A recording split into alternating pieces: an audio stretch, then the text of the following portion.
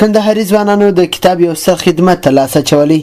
کتاب ورکړه رسالت ادا کړه دا د هغه کمپاین نوم دی چې د کندهار ځوانانو د کتاب راټولولو او مستحقو خلکو ته د ورکولو لپاره پیل کړی دی. د یاد کمپاین مسؤل منور احمد وحیدی وایي چې تر دې مهاله څه باندې 9000 جلده د ښوونځي د نصاب ترڅنګ د آزادې مطالعې مختلف کتابونه راټول کړي.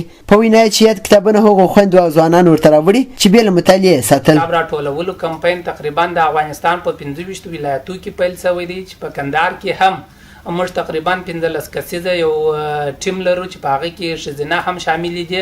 د دغو په مرسته او همکاري باندې موږ د بیلابیلو ساحو څخه د بیلابیلو ځوانانو څخه بیلابیل کتابونه راټول کړي دي.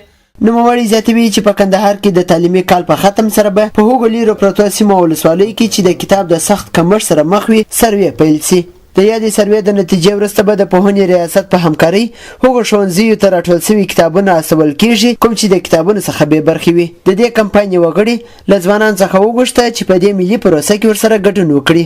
یو ځوان یم او دغه پروسې سره کومک یم کتابونه راټولوم. نور ځوانانو ته هم دا پیغام دی چې باید هغه کتابونه چې په کوره کې ورته پراته دي راوړي او دغه ملي پروسې ته یې وسپاري تر څو هغه کسان چې د کتاب وس نه لري د کتاب څخه ډېر دي هغو ته یې ورسوي.